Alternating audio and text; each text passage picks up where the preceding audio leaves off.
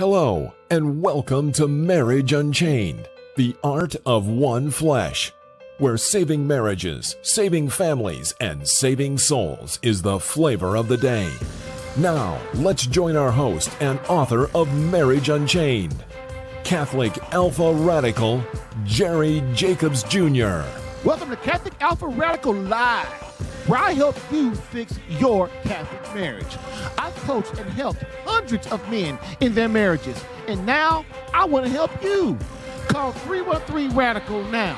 That's area code 313-RADICAL, and ask me anything on tough marital issues, such as what to do when she's asked for divorce, what to do when you have a mutual agreement of separation but you didn't want it, what to do when your wife is cold and distant, what to do when your wife is having an affair, what to do when your marriage is bad, boring, lukewarm, and passionless, what to do when you engage in a marital embrace less than once a month, what to do when you sleep in separate bedrooms, what to do when she has left the home with or without the children, what to do when you're divorced but didn't want it. Call 313-RADICAL. That's area code 313-723-4225.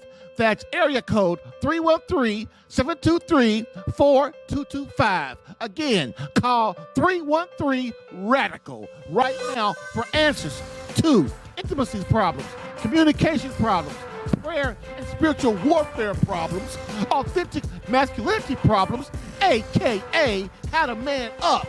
So, sit back, relax, take a chill pill, and get ready to rock.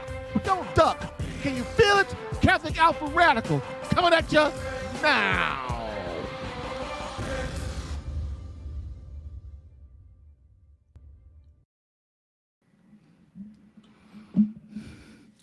Hello, and welcome to Catholic Alpha Radical Live, the podcast that helps you fix your Catholic marriage, while also giving you winning tactics for marriage problems, girlfriend problems, and intimacy problems for men.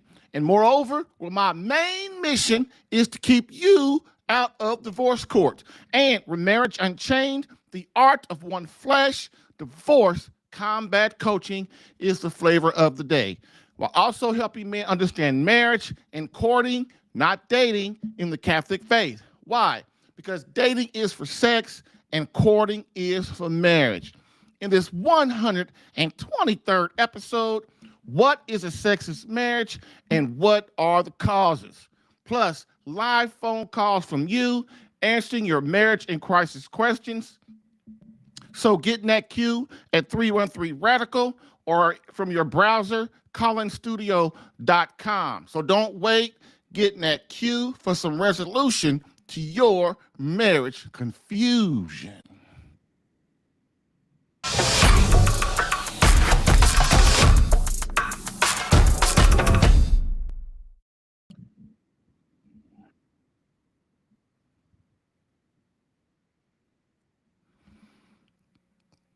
And so we have our quote of the day. So let's do this. Quote, to be an infallible lover, the first thing you must recognize that sex is and must always be holy. It must make you holy. It must make your beloved holy. It must lead you to him who is holy. End quote. Gregory J. Popchak, PhD, book Holy Sex, A Catholic Guide to Toe Curling, Mind-Blowing, and Infallible Loving.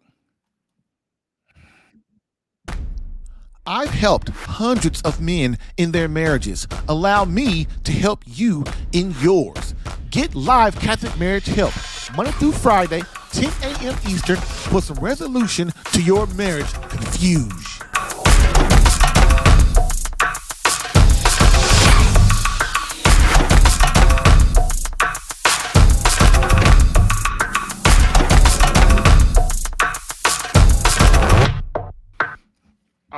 All right. So today we are discussing a very, very, very important topic, which leads to sexless marriage.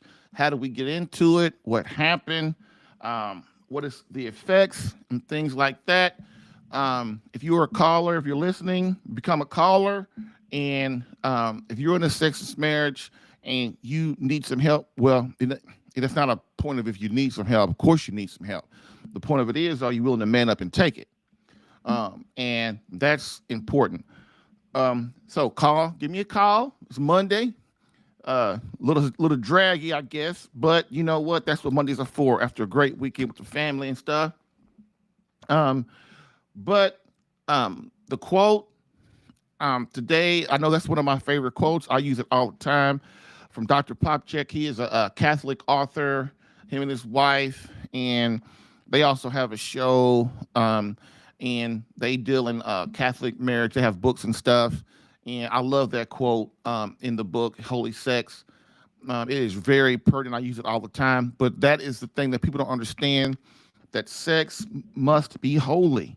It must involve him who is holy. Why? So the lust don't run out. When the lust runs out, the intimacy still remains. You still have intimacy in your marriage. People don't understand that eroticism is fleeting. It's something that never doesn't stay. But intimacy, especially when you involve God, it stays around. It gets better and better. And so with that being said, we move to our subject for today. But before I do that, I want to say that starting next week, the podcast is going to move to 3 days a week, Tuesday, Wednesdays, and Thursdays. And I'm pretty sure it's going to go to 6 p.m. Eastern. And that's so that I could help my clients better. And that's basically really what it is, so that I can help my clients better. I don't want to get the podcast to get in the way of that. It hasn't so far, but I don't want it to, because it's a lot of work. And I can see that some things are going to start happening, and I want to try to nip it in the bud. So, but the great thing is that the replay, if you're used to listening at 10, the replay will still always be after the last podcast. The replay will still be there to listen to as well. And again, I'm sorry that I'm moving it, but man, the live version, of course, the download version, on Blueberry and Apple Podcast and Deezer and iHeartRadio, Spotify, all the download will be the same. It won't be, it'll be the same. But as far as the live show itself, it will be moving to Tuesday, Wednesdays, and Thursday start next week. And the reason I'm putting it out there because I want to give you guys a week of notice. And plus, to what? To give me the to give me the motivation to actually do it, right? Because if you don't say anything, it's like losing weight. If you tell everybody you're going to lose weight, you don't lose weight, you look kind of bad. But if you tell people that, okay, that keeps you motivated. So I have a problem with that sometimes. So I bet if I put it out there and give folks notice, then start next week at 6 p.m. Eastern, then the show will be at that time. It will stay at Tuesday, Wednesdays, and Thursdays, but the show might move again as far as the time. But man, right now this is all new to me, and I'm trying to do experiments on the best time to do it. I know 10 o'clock is not a very good time Eastern. I know it's not, but it was the time that was helping, me get things done, I thought, until I started doing it. But guess what? It wasn't working. So, it's okay. It's just not, I think it could be better. And plus, I'll be a lot more awake and stuff like that. So that being said, let's move on today. So let's get the callers in. Get me a caller in here.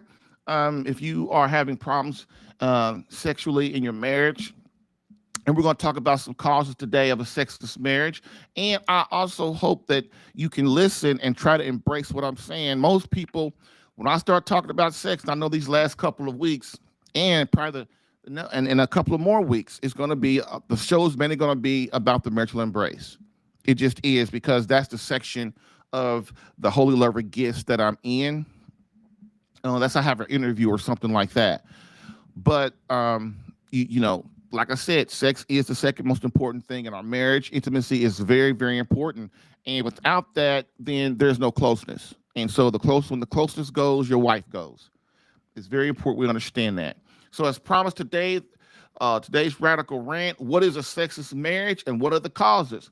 What me don't understand is that most times a sexist marriage is just the result of many other problems that are going on now in your marriage or that have taken place in the past, which are now manifesting them in a loss of intimacy. I can't tell you how many men come to me and go, "Oh man, our sex life is really bad, and we're not, we just don't make love anymore, and we're not intimate with each other, and we don't have intimacy outside the bedroom. We don't hug, we don't talk, we don't kiss, we don't do anything like that. So fix that." And the first thing I'm going to say is, "Oh, okay." And then I'm going to go into my little interview to figure out the real problems in your marriage. I guarantee you, if you're not making love with your wife, it's not the sex. And I have a lot of guys. I mean, of course, most guys are bad lovers or mediocre lovers at best, but that's a problem that can be fixed. But the problem, what many people don't realize is there's a lot of things before that happens that starts to dwindle down the intimacy in a marriage. Like if we can't communicate properly, or if my wife doesn't feel loved, if I as a man don't feel loved. I got guys like that. Men that think, man, she don't love me either. And so there are a lot of problems that lead up to not having adequate or good sex or having sex at all. Okay. Now, I defeat this problem in my marriage too, with the help of the Holy Spirit. So I wanted to help other men find the solution in their marriages, because eventually this can't cost you your marriage. Well, I'm not going to say, well, it will. It can and it will. The thing about women is they're very loyal and they're very attached to you. And so when things are going bad in a marriage, they'll stay around a very, very long time. They'll stay around decades and be unhappy and be unfulfilled. And as a husband, if you know that, man, that is so disheartening. Like my wife, most guys don't even know that their wife is unhappy, or she might give instances that she is cool, but inside she's not fulfilled. And basically for a woman, that's just basically, she's not happy, And so what they start to do is make plans on how to get away and how to make that better. And a lot of times, brother, I hate to tell you, when they start making plans like that, that plan includes getting away from you. It really does. Because why? You're the easy one. Because she can't blame the kids, right? She can't blame her job, because her job, she got to go make money. She can't really blame, you're really the one. You're really the one that's there every day, the one that she interacts with, and you're the easy target. Why? Because most men, they're kind of oblivious to what's going on with their wife. Why? Because they don't talk to them. They don't ask them questions. They don't indulge in the mysteries of their beloved. And when you don't do that, you don't know nothing about your wife. Like every guy I talk to all the time, they think they know their wife. Dude, you don't know your wife. You don't know your wife, especially if you've been married to her, I'll say 5, 10 years or longer. You don't know her. And it's time to stop thinking you don't know that you do know her, because why? When we think we know something as men, what do? We get lazy. Well, I know that. I don't have to worry about that. I know that already. Yeah, okay. Yeah, you really know your wife. Then you come home, like me, I come home and my wife's gone.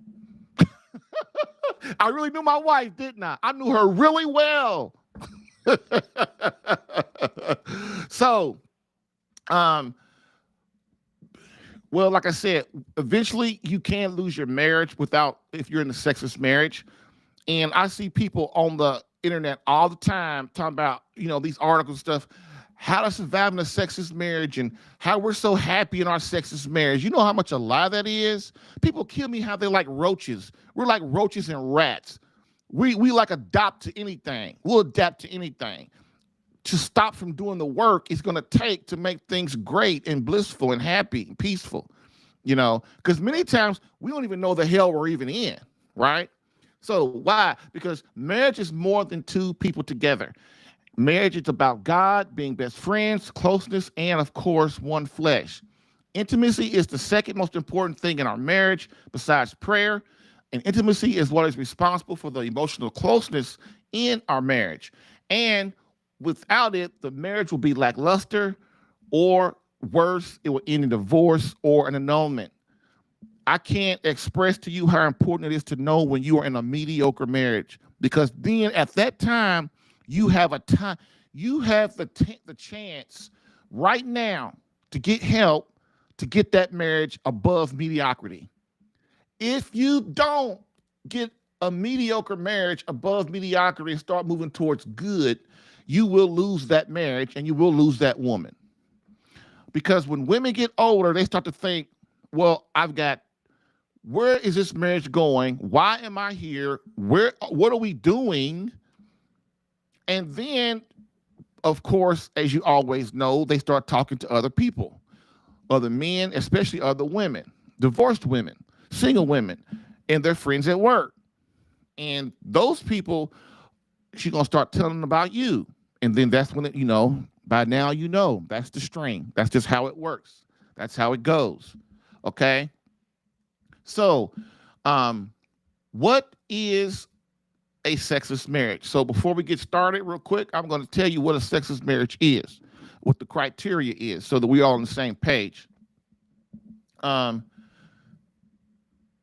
sexless marriage, we'll do a low sex marriage first. So there's a low sex marriage and a sexless marriage. So a low sex marriage is defined as making love an average of less than once per week. Now think about that now before you go, yeah, whatever. Think about it. You make love on an average less than once per week.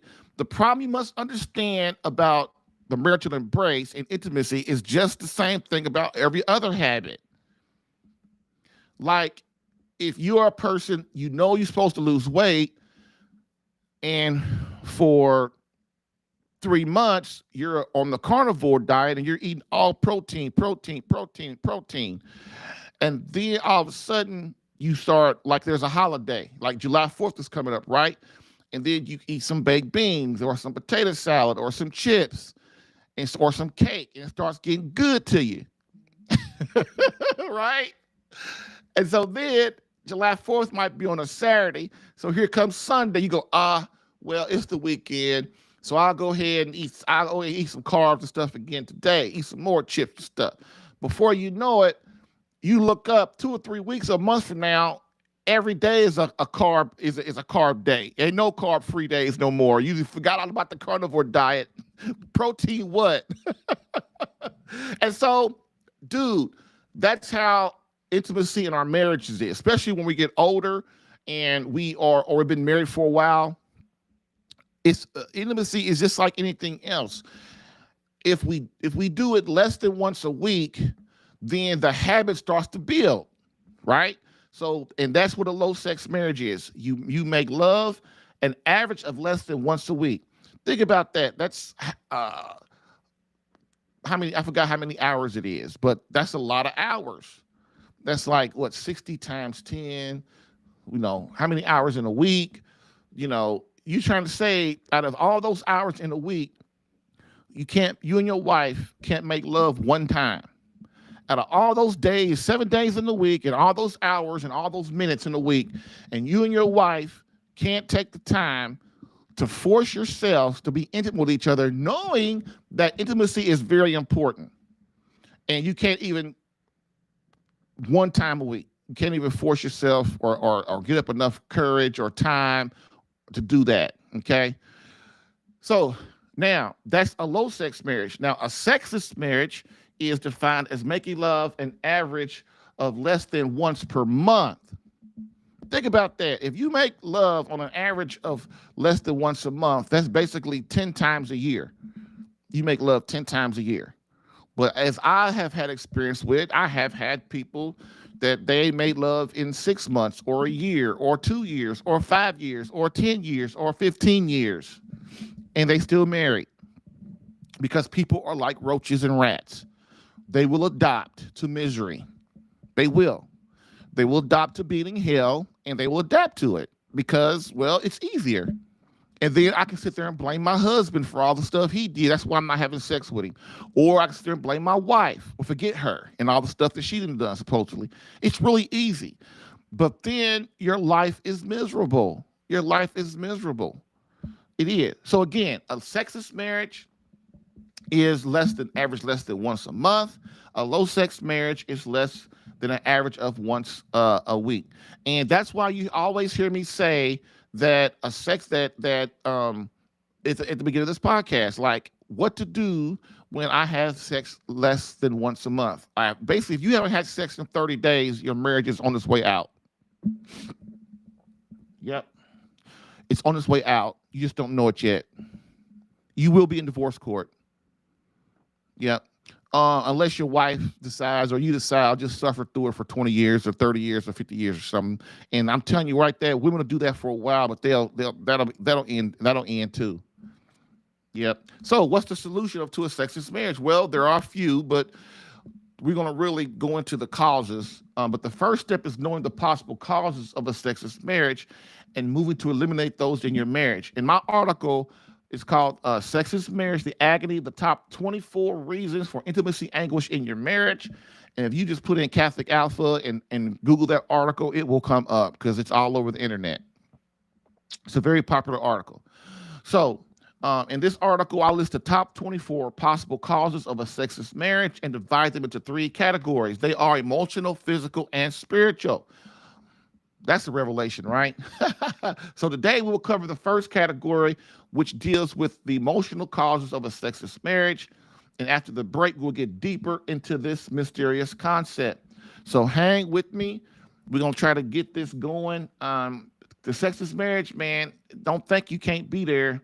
A lot of people are already there. But so now that we know the definitions, then everybody's probably thinking, oh, man, that's worse than I thought. Hey, or you might be thinking, oh, okay, it's not bad. We make love once a week, so we're still good. And you are still good. If you make love at least once a week, you are still good. Okay? Especially if both you and your wife work, and you come up with different times and stuff, or like you have one of those jobs where you're working through the night, and your wife, so she stays at home and takes care of the kids and all that stuff, you know. But I'll tell you this. Really working for women is bad because they don't want to make love because they're tired. I'm telling you the truth. Think about it. Man, just go 30 days without your wife working. You'll get a lot more intimacy. You will. But when she's working, she's tired. She like, oh man, come on, baby. Especially if the sex ain't that good. I'm sorry, y'all. I'm not trying to be a bad person, but especially if it's like mediocre stuff, she's, okay, if I have to. So with that, we will be back. Y'all hang with me. We're going to have some fun talking about some sex stuff today. Bam.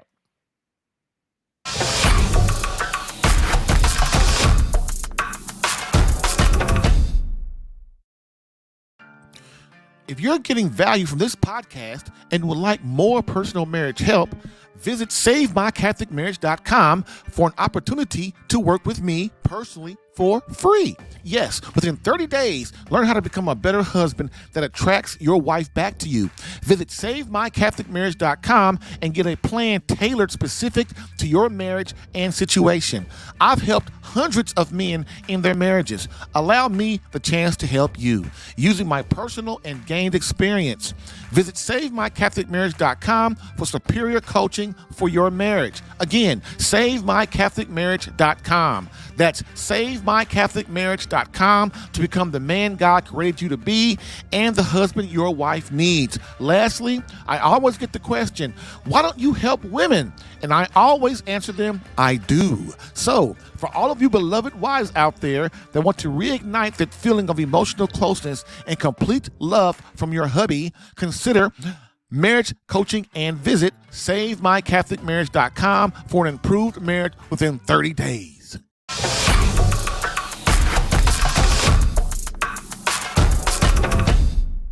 All right. Hey, we are back. So let's rock this. So, as promised, the top causes of a sexless marriage. And again, we will start with the emotional and cover the other two categories in the next two shows, parts 2 and parts 3. The effects of a sexless marriage are devastating, but for a wife, it is even more so. For example, many wives are bored or resistant to the marital embrace because of a lack of longevity. So that is a very important that you guys got to know that as husbands. Women are bored with sex these days. Well, I'm sure it's one of those things that have been over time, over thousands of years. It's just not today. It's forever. And so when I say that a man is a mediocre lover or a bad lover, that just basically means that's just a fun way of saying that he doesn't understand his wife's body. He doesn't understand what his wife needs to feel fulfilled in the sexual and as a woman. And believe it or not, women's sexual satisfaction bonds to their fulfillment as women. We all know it, but I'm the one that talks about it. And so when I say a woman basically is bored with sex, what that means is a wife has made love to her husband, hundreds of times, and it's been the same, basically the same. It's not as far as her. She's not getting the amount of sexual peaks that she desires. She's not getting what she needs from the sex sessions. And so that when you at the end of the last segment, you heard me joking around saying, if your wife is working, she's tired. And if you want to make love, then it's like she's tired. And then if the sex is just kind of like mediocre or not very good, then she just kind of was like, okay, really? Because she knows that it's going to be the same. And this is why I tell men, you must learn the mysteries of your wife. You cannot go years and decades and not understand your wife. Understand her body, understand how it works, her menstrual cycle, if she's in menopause, what all that means, and all these kind of things. Stop thinking you know your wife, because you don't. You don't know her. Okay? And so when I say because your wife will get bored with or resist making love because of a lack of longevity. So when I say longevity, I mean that the sex session only lasts. It doesn't even make it to 30 minutes or 45 minutes or an hour. And so basically, because women, it takes them 20 minutes to even warm up to be able to receive you as her husband, physically, emotionally, and psychologically. And if you as a man lose control in less time than that, then basically your wife is not fulfilled. She's for that session, and she becomes very unhappy. So over time, she don't want to make love to more because why? It's not even worth it to her. Yep, I know. That's a tough one to accept, fellas. I know. I had to accept it too. But once you do, you become a better lover, become a better husband. Trust me. Next, our wives, for example, when we talked about the effects of a sexless marriage on a woman, is inhibitions, which are basically trauma in her life, which builds up inhibitions towards sex, towards intimacy, and things like that. So what are inhibitions, trauma for women? If a woman has had an abortion, if a woman has had a miscarriage, if she's had sex, multiple sex partners with other than her husband, if she's been abused or sexually abused or even verbally abused, like very badly, like calling her like big time names all the time and arguing and fighting, and just things like that. If a parent has died, all that stuff for women's trauma. Why? Because women are emotional so that they can bond with the children, and so they don't get rid of things the way men do. Okay. And the next thing is, so that's inhibitions. So the next thing is the next thing is that's a big effect on women is pain of past failed sexual relationships. So for every woman if she's had sex with anybody other than her husband, she's had failed sexual relationships. So what does that mean? That means basically every sex that she's had with a man that's not her husband is a failed sexual relationship, because that sex does not lead to her being married. man, you've got women. They just and as a man, you have to understand that women that every man that they have sex with is a traumatic experience on their psychological well-being and their spirituality well-being. It damages them. People don't really realize that, but it does. Women just can't. They think they can just go around and have sex. Oh, this is gonna be fun. Blah blah blah blah. And then all of a sudden, she gets the man that she's supposed to marry, and she starts making. And she starts. And she's married to him, and she's in her marriage, and then she can't be happy, fulfilled because she's got all this baggage and inhibitions that she didn't brought into the marriage because she's sleeping with all these other dudes and stuff. Yep, that's true. Believe it or not. So that's another thing. Severe, deep emotional pain that's built up anxiety and anger. If women don't have sexual peaks, they start to become very angry and bitter. They start to have a lot of anxiety. They start to take it out on you and the children, people at work. This is why you see women these days, most women are just very unhappy. They're very unfulfilled. You can't make them happy. They're argumentative. They're combative. They have no peace. That's just how they are. And men don't understand what's wrong with them. Well, I just told you what's wrong with them. That's what's wrong with them. It is the truth, man. It's the truth. Everybody, there's the old saying. I know when I was growing up, even now, people say, she needs you. She needs a, what? Well, of course. But, people joke around about it, but it's the truth. Feminists have really helped ruin the country. They bought into the communistic idea of what happiness for a woman is, and it screwed them over. They don't get nearly the love they once had. They don't get nearly the respect they once had.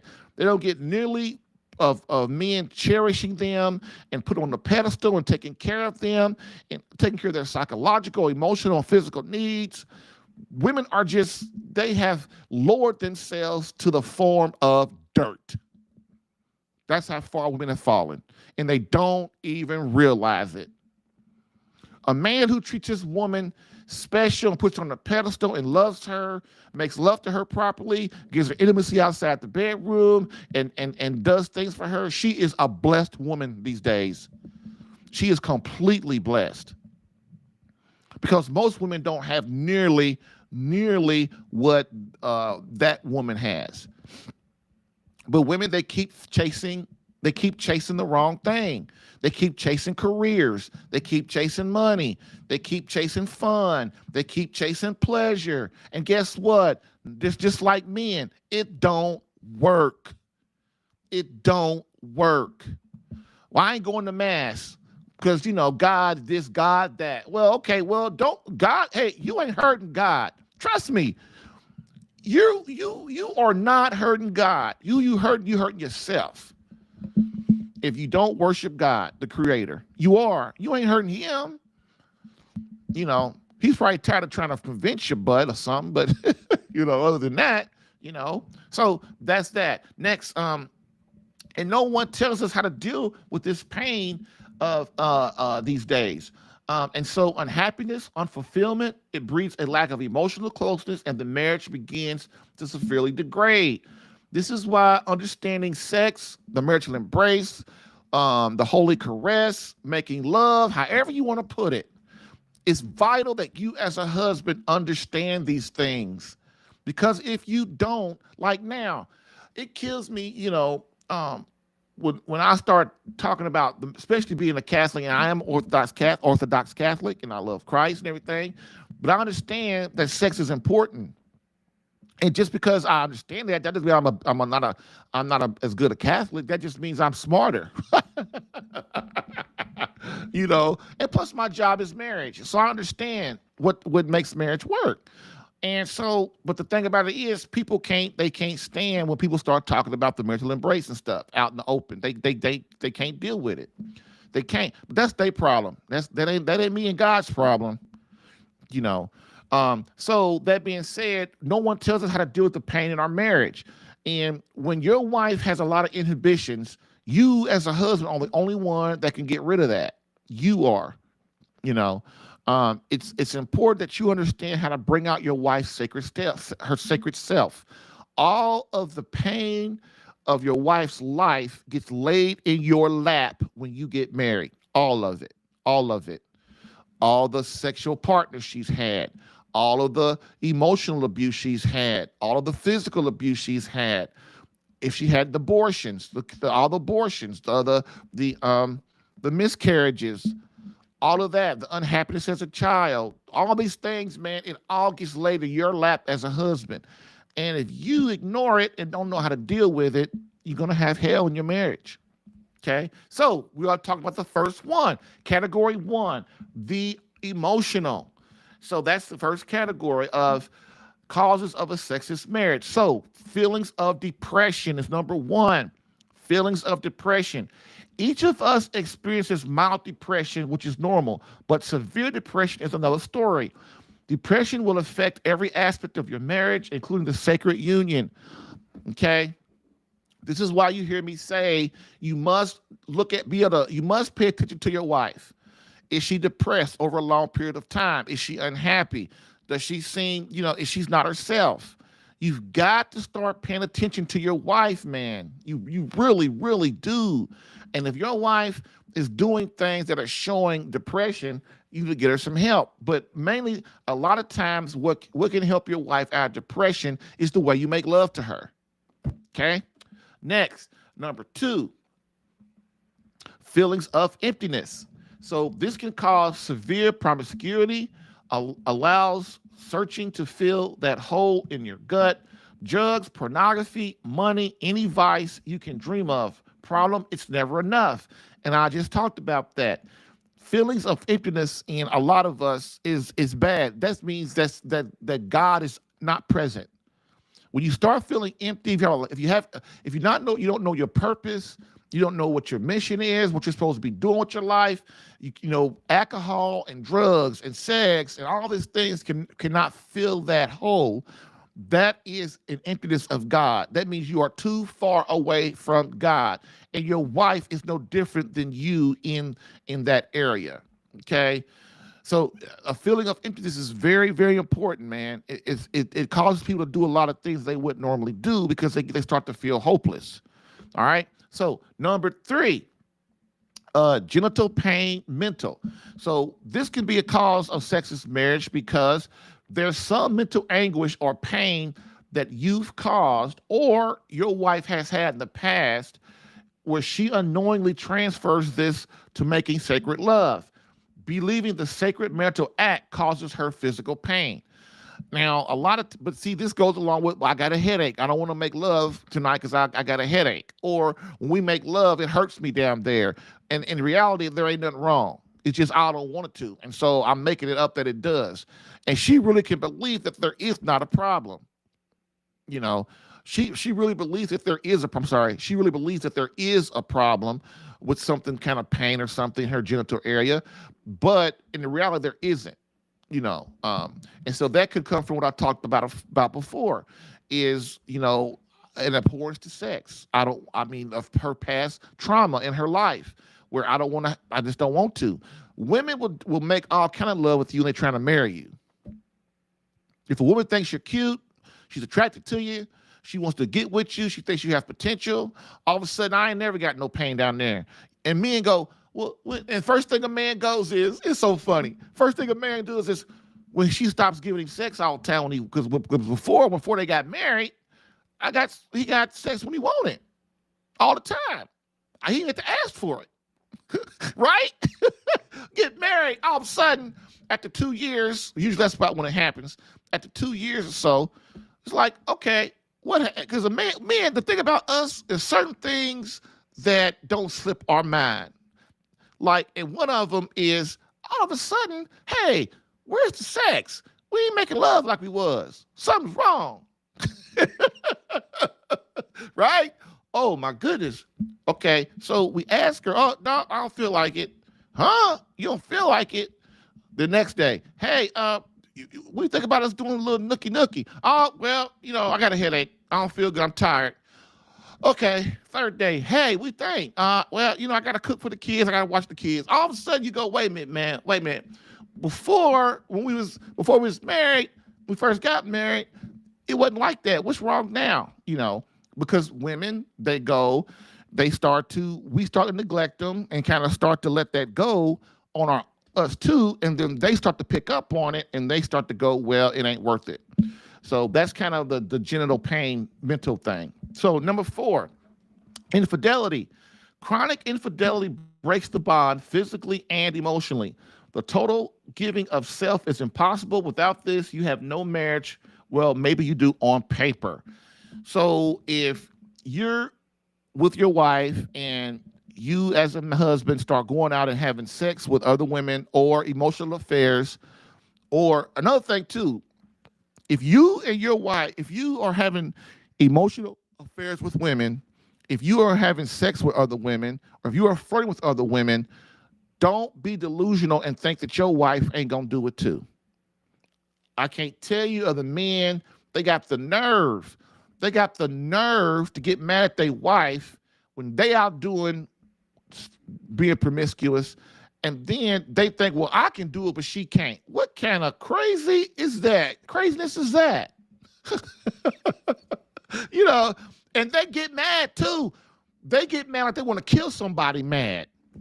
But they out doing it. And I tell you, women don't usually just have sex with a dude. What they do is they have an emotional affair first. Almost every time in my experience, and that's pretty vast experience.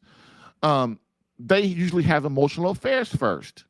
They just don't sleep with a guy. So that's basically giving you time to get together. But most men, we're kind of stupid. We're clueless. We don't really catch on, And women will have sex with a man just to get back at her husband for having sex with another woman or whatever. It's weird. It's crazy, but that's what they do. So if you're a man where you're flirting with other women, you are, you're having sex with other women, or you're having emotional affairs with other women, that's why I tell guys, do not be talking to women on Facebook and stuff. Don't be confided in other women on Facebook and Twitter and all that stuff. And you know why? Because, man, you're supposed to be talking to your wife about that stuff. Whatever you have on your mind, those women can't help you. Matter of fact, they like it because they go, well, maybe they can get you. Maybe they can have you talk to them because you're sensitive and they think he's a good man and she's just so bad the way she treats me and the way she treats him.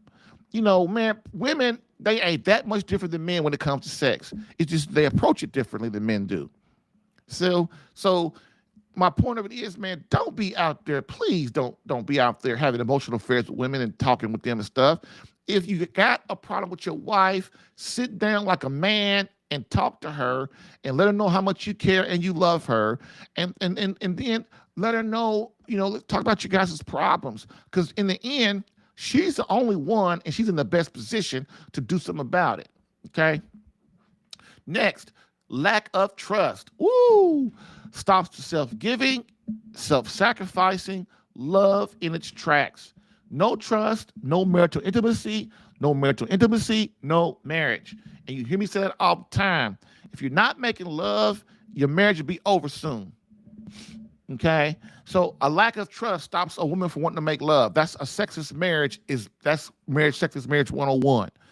If your wife doesn't trust you, she's not going to want to, make love to you. Another thing, women don't have sex with men they don't respect. So if your wife don't respect you, she's not going to want to make love to you. So what does that mean? Like, if your wife treats you disrespectfully, like she turns the kids against you. She, what else? Oh, she yells and screams at you. Every time you guys have a conversation, she's combative to you. She's always approaching you. She gets in your face, puts her finger in your face. She steps in your space and starts yelling at you, and guys are fighting stuff. That is a woman that has, she won't cook for you.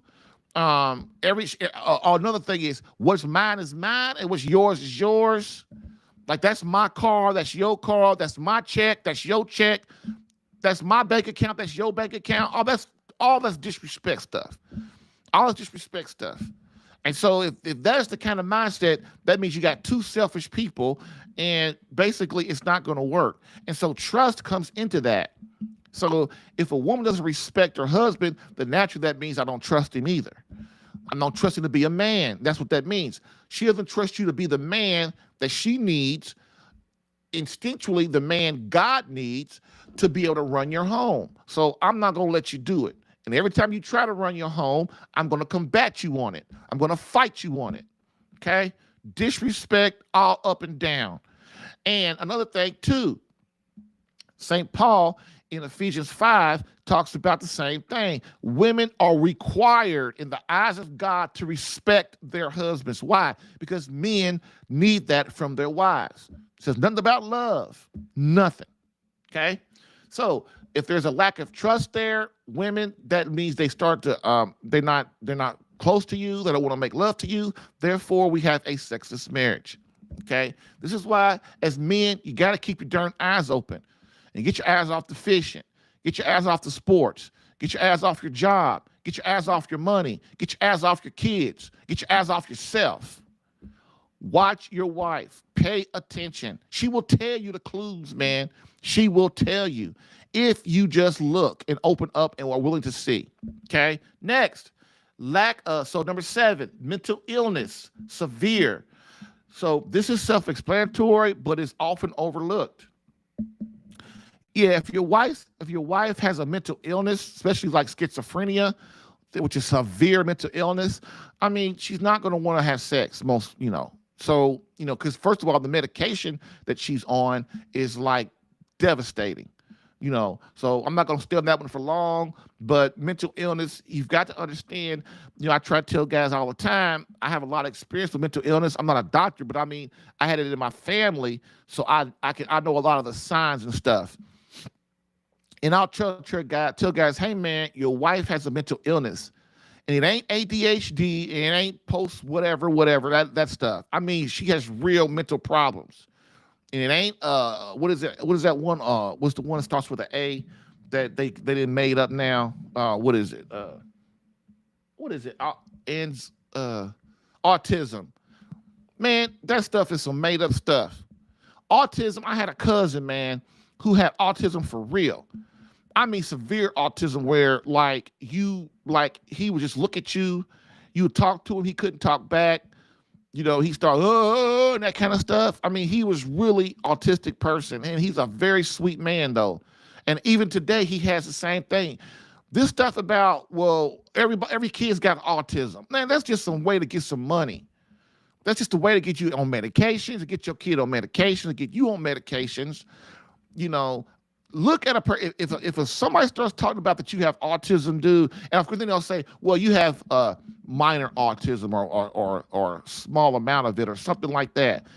Man, I'm sure all of us got some kind of, if you want to look at it like that, we all got some small something, but when you really need help is when it's a severity thing where it limits you, you're retarded, and it limits you into doing regular daily things that communicate properly, So this is what I'm saying, man. Mental illness, severe mental illness is not a joke. And I just hate how today that psychiatrists, they make it out you that we got all these crazy diseases and mental problems and stuff. And then say why? So they can put us on some medications. They won't even tell us the simple stuff of how to eat right so we don't have mental problems.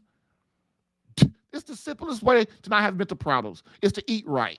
They don't tell you that. Why? Because if you stop eating carbohydrates and sugar and stop taking over-the-counter medications and stop taking prescribed medications, you can't give me none of your money. Because other than operations, that's how doctors make their money. So in hospitals. So, we got to smarten up. I'm not saying people aren't sick for real sick. I'm just saying, man, open your eyes because you as a husband, it's your job to know all the stuff I'm talking about. Being a husband and a man is hard today. It really is. But we've got to accept our mission on what we're supposed to be doing instead of putting our head in the sand all the time. Okay? Next, premature ejaculation, number 8. Woo! So 75% of men suffer from premature ejaculation. That's a whole lot. Think about it. 75% of men in this country, probably the world, are 75% are premature ejaculators. So meaning You, as a man, lose control before your wife has had a chance to experience her first climax. Okay? Boom. So I'm going to back that up with this. 90% of women do not have fulfilling sexual peaks, which is what? Climaxes. 90%. Think about that. This is how I'm saying men come to me thinking, oh, the sex ain't the problem. The sex ain't the problem. We have great sex. Our sex, she's never complained about our sex. Our sex, this is good. Our sex. And I just want to say, man, would you just please be quiet? Would you just please? But you know what? I'm a classy guy. I'm trying to help you. So I know that you got to get it out. So I'll just kind of sit there and listen. But, dude, part of the fulfillment of your wife as a woman and as a wife is the way you make love to her. And if you don't know what you're doing, you're going to make it worse. So this is my whole point. I'm not saying, what I'm saying is learn the mysteries of your beloved, learn about your wife's body, learn what sex means to her, and learn why Jerry says it's the second most important thing in your marriage. Okay? Because I just told you with statistics, and these statistics are true. 75% of us are premature ejaculators. 90% of women do not have fulfilling orgasms. That lets you know right there that there is a problem. Okay? All right. And just look out at society. Women are miserable. They are miserable. You can't solve this with a sexist marriage, like I'm saying, with having sex with multiple people. That just damages your soul. That makes it worse. Why? Because God has consequences for having sex with all these different people, right? And VD and all these venereal diseases are one of them. You know, that's just one thing, okay? This is why we are meant to make love and be completely bonded and committed to our husband and our wife, not anyone else. And when we don't do that way, we get 75% of men are premature ejaculators and 90% of women can't get a proper sexual peak. To me, that's like enough said. Number 9, premarital sex with multiple partners. I've been talking about that all day, but it is one. It's a reason for sexless marriage. Each failed sexual relationship creates defensive barriers, making it difficult to create a lifelong marriage. That is perfectly said. That is the perfectly said. Each failed sexual relationship, especially for your wife, creates defensive barriers, making it difficult to create a lifelong marriage. Defensive barriers is a better word than inhibitions because it's more descriptive, right? So if your wife has had sex with other partners, basically she's going to bring that baggage to your marriage. And guess what? She's going to take you through it. She's going to take you through it. And if you don't know that getting in, then you don't know how to deal with it, you're going to have a tumultuous time. Tumultuous marriage, a chaotic marriage eventually, okay? Because women at first, when you first get married, oh, he's the man of my dreams. He's going to take all my pain away. Boom. And then at first you do, but you're a man. You're not perfect. You're not going to be able to, it's hard to deal with all the baggage in your wife's marriage and get rid of that unless you know what you're doing. Right? And that's so what happens is when the pressures of children and being married and pressures of job and you guys not have enough time together and you unknowingly start neglecting her, then guess what? All her baggage from all her previous sexual relationships comes into the marriage. Another thing too, most women and men are disordered when it comes to sex. Nobody knows what sex is for. Nobody knows why really. They don't really know the simple thing of why we're even having sex. Right? And if they do know why, what is that connection to God? They don't really understand that. And so they have sex with all these deranged people, 4, 5, 10, 15, 20. I know guys have sex with hundreds of women. And they still ain't fulfilled. They still ain't got together. You know? And Most people are disordered when it comes to sex. So if your wife, when you marry her, has had sex with all these different men, she's gonna bring all that crap into your bedroom with you. Same with you. Except it affects you less than it does her. Again, because your wife is emotional. She's a nurturer. And she has to bond with the children. So in the natural law, she is given those kind of those special gifts to be able to bond with people better. So guess what? When she has sex with other men, she bonds with them deeper. Then she just bonds with them deeper.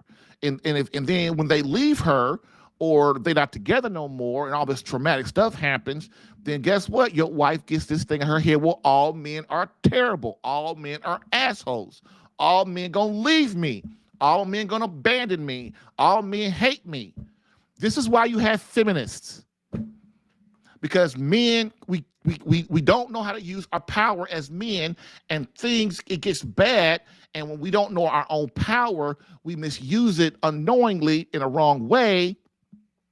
And women are damaged from that. They are.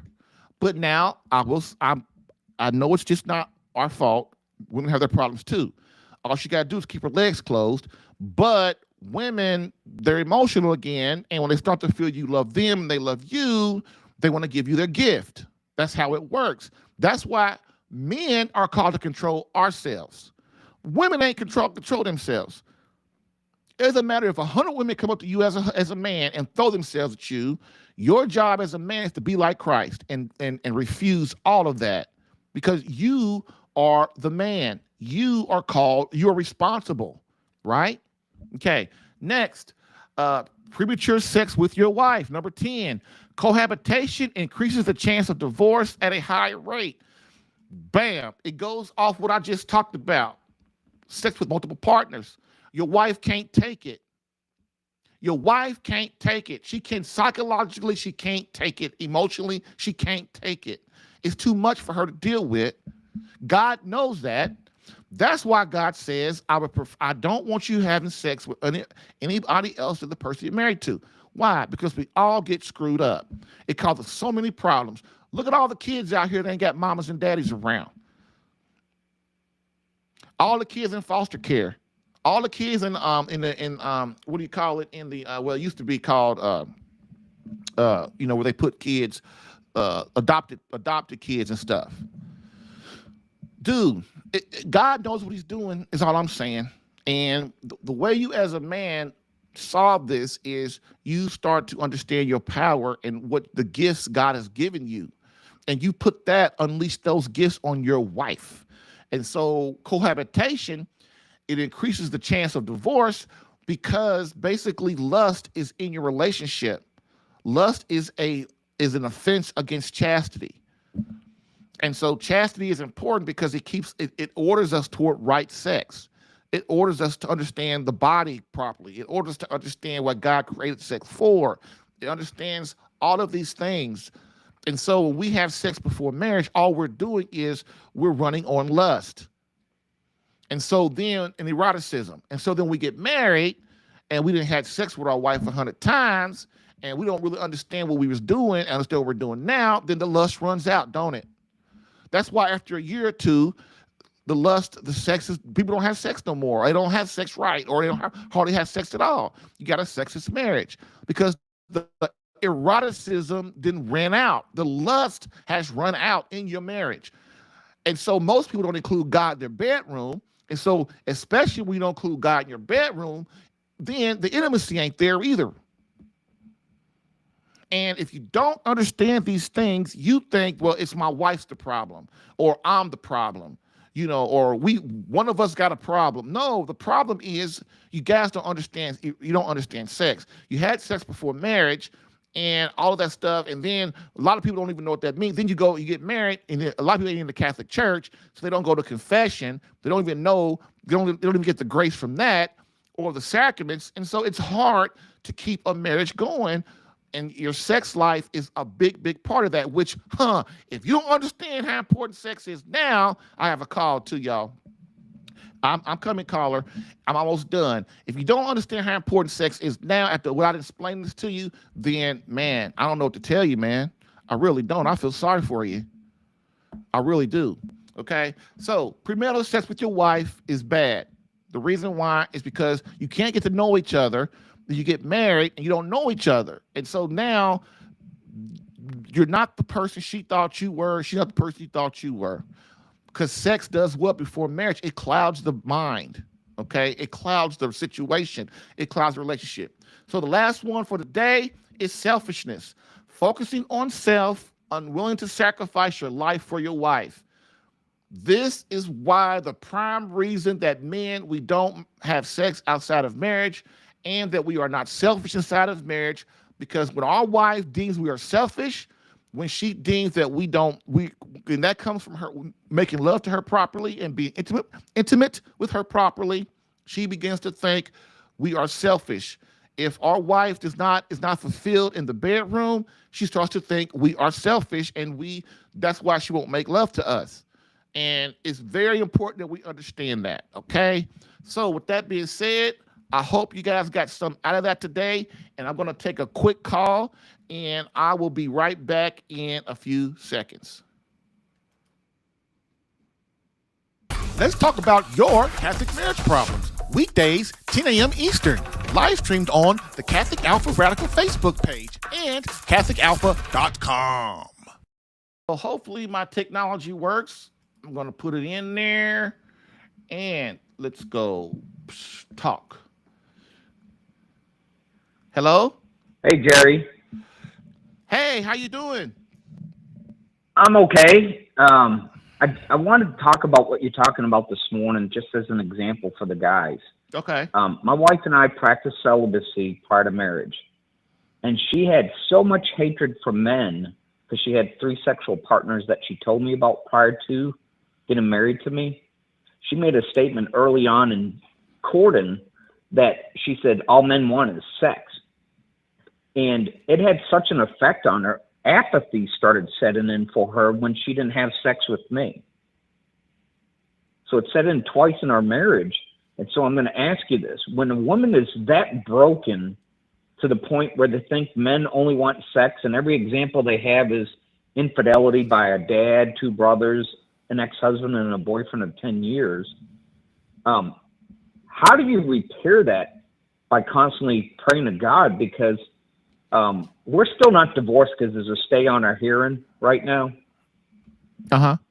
And I'm asking that for a reason, because my birthday was yesterday, so like you, I turned 57 in the last month. Oh, wow. Oh, man, happy birthday, dude. I didn't know you was that close. Yeah, I remember you saying that was your birthday, so thank you. Yeah. But I guess my question to you is, apathy crept back into our relationship because on 5 previous occasions to her abandoning me this last time, she left. And I think it's because she's so conditioned to believe you have to have sex prior to marriage.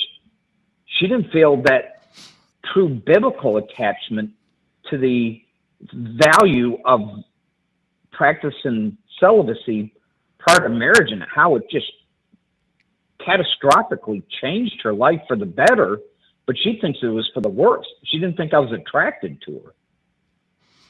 Okay, so go ahead. How do you work her past that area there where, honey, it's only supposed to be for marriage, and we've never had sex before. It's always been making love.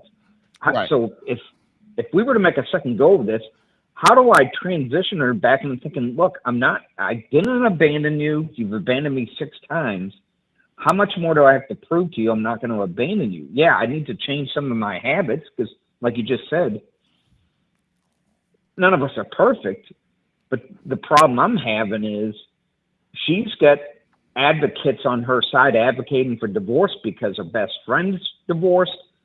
Her sister-in-law that testified against me is divorced from her first husband who she cheated on with her brother. Her brother's on her side because he's divorced from his first wife.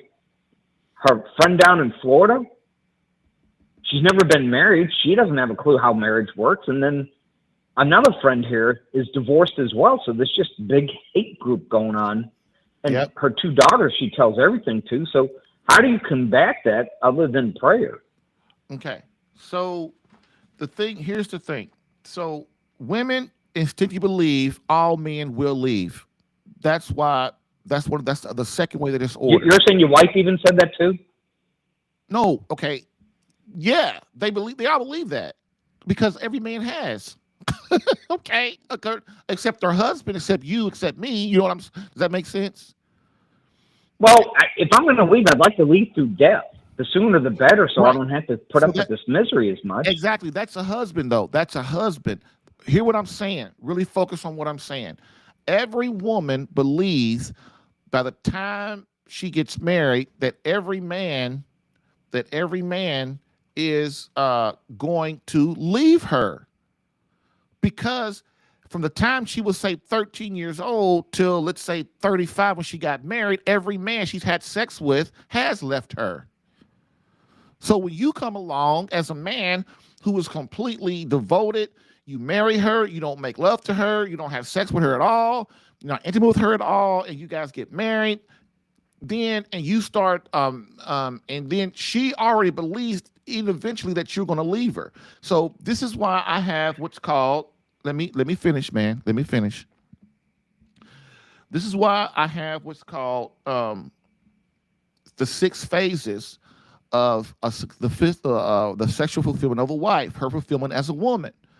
Because, and the first one is prayer. The second one is the best friend concept.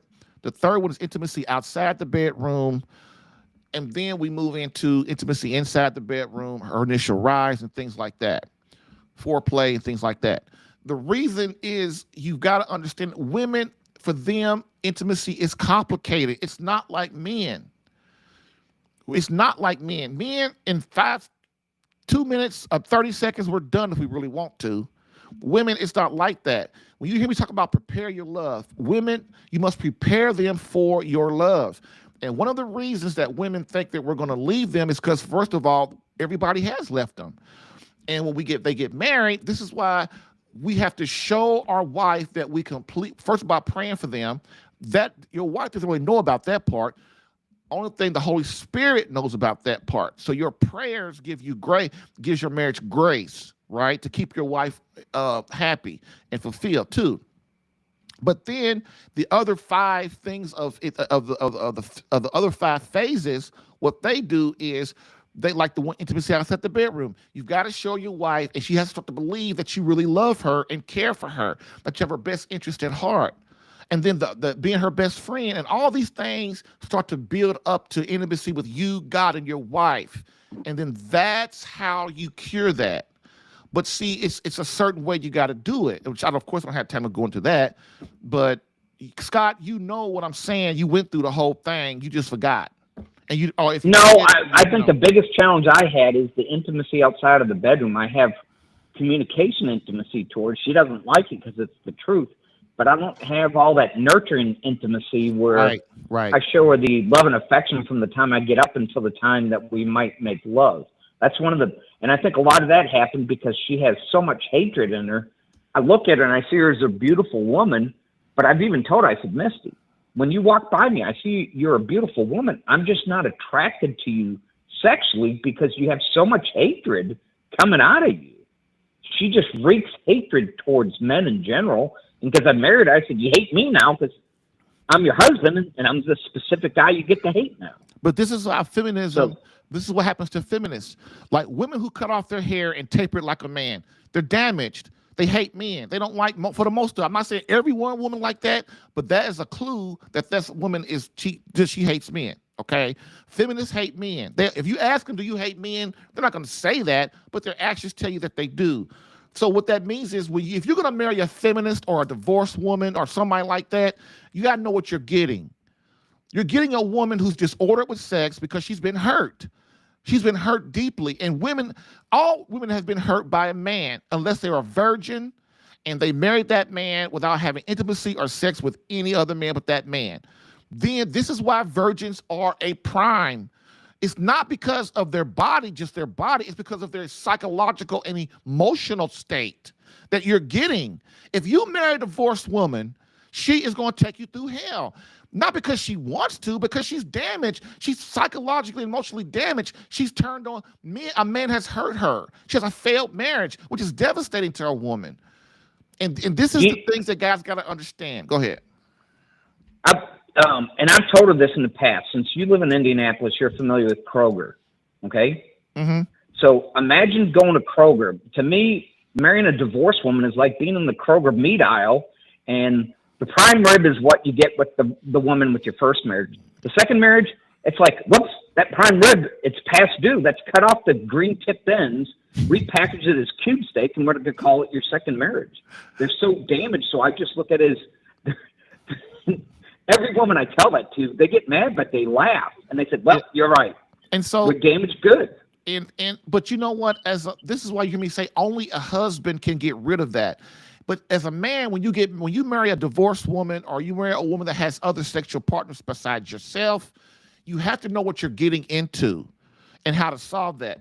And one of the things, intimacy outside the bedroom, man, that comes down to we have to learn how to talk to our wife. We can't raise our voice. We can't be very aggressive when we talk to them. We just can't criticize them or blame them or argue or fight with them.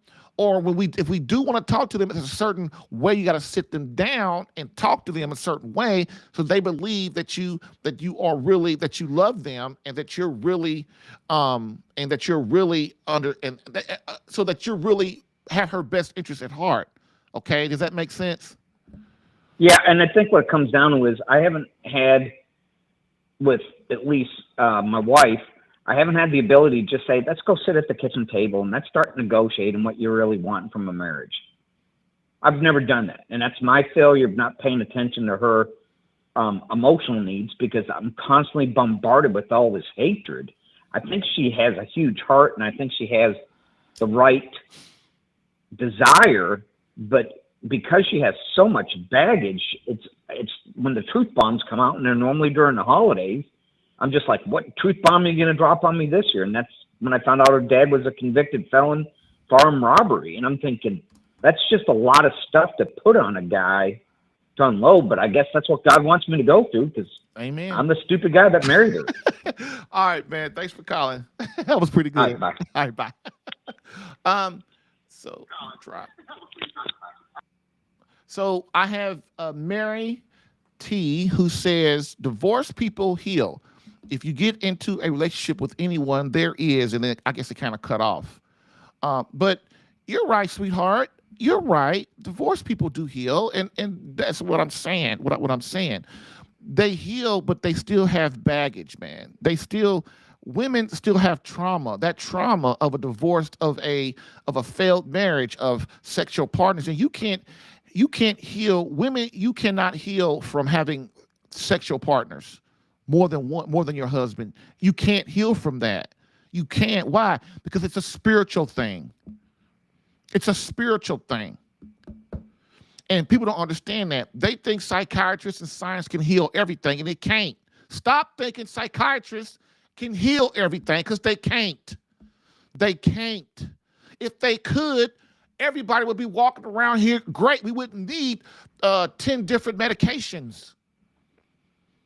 And I'm not saying psychiatrists don't know anything. What I'm saying is they have their place. And so you have to understand, science is not the know-all, be-all, man. It's not. And you have to understand, man, that God, through his sacraments of the church, helps you heal through prayer, suffering, and sacrifice for your wife as a man. If you are not praying for your wife as a man, if you are not suffering for her, sacrificing for her, offering masses up for her, praying rosaries for her, fasting for her, you are leaving your wife out there to the wolves. You are. And what I'm telling you, if you are a married woman, if you are a divorced woman, you're a man and you marry a divorced woman, I'm just saying you got to know what you're getting into. If you marry a woman that has more than one sexual partner other than you got to know what you're getting into. She's going to be disordered. She's going to have pain, deep trauma. And you don't heal from that, Mary T. I'm sorry, you really don't. It takes a certain amount of suffering and sacrifice by your husband, for one thing. And it takes a certain amount of her understanding that and getting to God to help her heal that too. And so, but you got to hear me say, most people in the world do not know what I just said. And if they do understand, when I do start talking about it, they reject what I'm saying. Because it's the truth, and people reject the truth these days. They don't want to hear it because it's painful. right? You know. So what is she say? Oh, me and Mary have a nice little conversation. Keep going, Mary. I'm loving you, girl. All people heal. We all have baggage. Some have PTSD. Oh, here we go. By the power of the precious blood of Jesus, all damage can be healed. Great. I said that, didn't I, Mary T? I said that. You heard me say that. I said that about, but it's more powerful when it comes from your husband, Mary T. It's more powerful when it comes from your husband. Your husband has the power to his powers of protection and defense from you helps you get through those problems, okay? That damage, that problem, And if you as a woman don't understand that, you start to blame your husband for a lot of things that is not his fault. A lot of men don't even realize that they have that power given by God to run their home in the fashion of they have protection and defense, which means when I pray for my wife, when I pray for my children, that is a lot more effective and we get more, the home gets more grace than if my children pray or my wife prays. Why? Because my wife has her special gifts are nurturing, being the heart of the home, bonding with the kids, nurturing us. Our special gifts as men is the power of defense, of protection, defending against Satan, keeping demons out of our home. This is, and I know, Mary T, you listen to a lot of people, and you're talking the same narrative that most people and even Catholics in the world talk, because it's not that they want to be, they just don't know. They just don't know, and it's not and so my job is, as a coach, is I want you to know all the angles, to understand everything that's going on. And I promise you, yes, divorced people can be healed, but it's not what you think. It's not a healing of what you think. You need to be clean. You need to be made love to, and know for 100,000% that your husband loves you more than anything in the world. That is the beginning, and it starts with prayer. It starts with prayer. And then it begins with intimacy. Through intimacy, your husband can show you as that he is the only man for you. He is the man that loves you without a doubt more than anything in the world, that he has bought all into you and only you as his wife. He loves you so hard that you would never, ever think about leaving him or going anywhere else, because that's my man. And my man loves me. And I don't care what you say, divorced woman that's trying to talk me into leaving my husband. I don't care what you say, single woman that's trying to talk me into leaving my husband and my family. My man loves me, and he ain't going nowhere, and I love him. Boom. That's it, Mary T. That's what you should be. As a wife, that's what you're trying to do. Get your husband and guide your husband into learning how to love you, so that you don't ever think about him not being the proper man for you. Bam.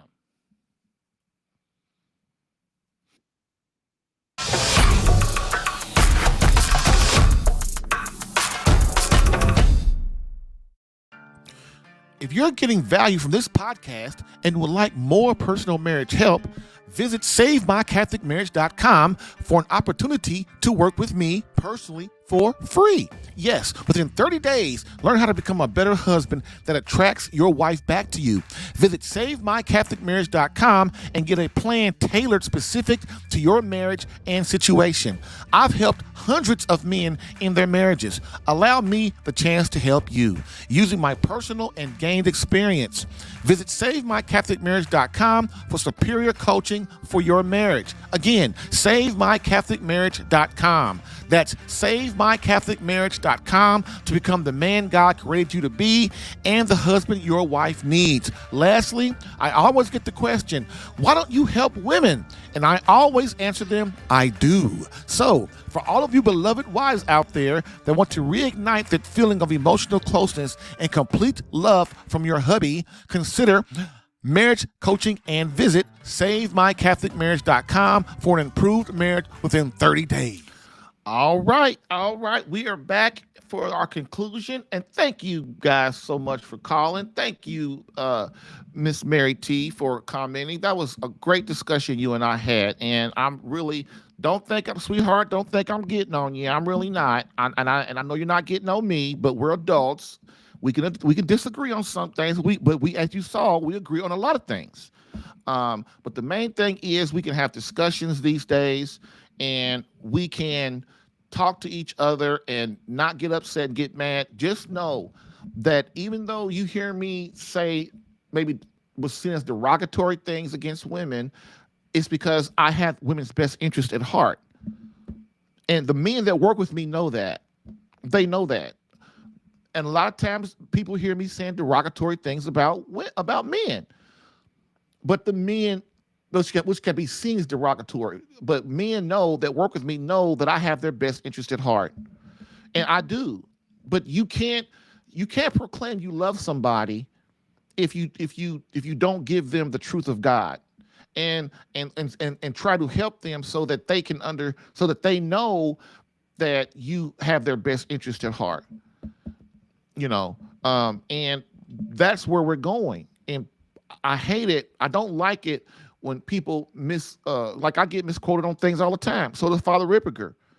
Anybody that talks about anything like, listen, saving a marriage, talking against abortion, talking against homosexuality, talking against pornography, all of these things are the underbelly of the society, right? They are.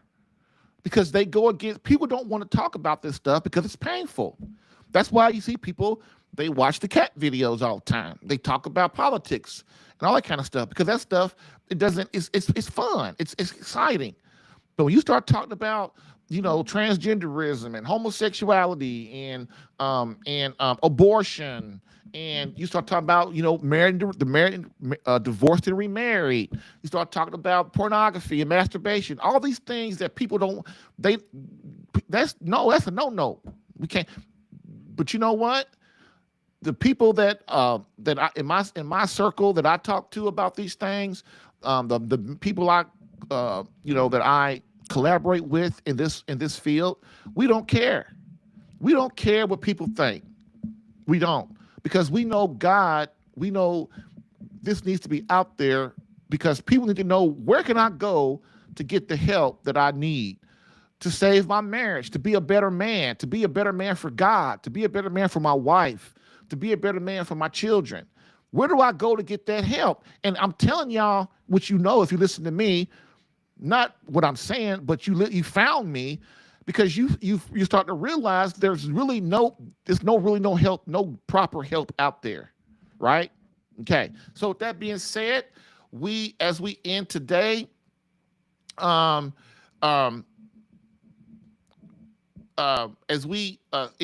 we end with a quote from Pope Benedict XVI. Man, y'all got my ass going all over the place today. Comments and calls and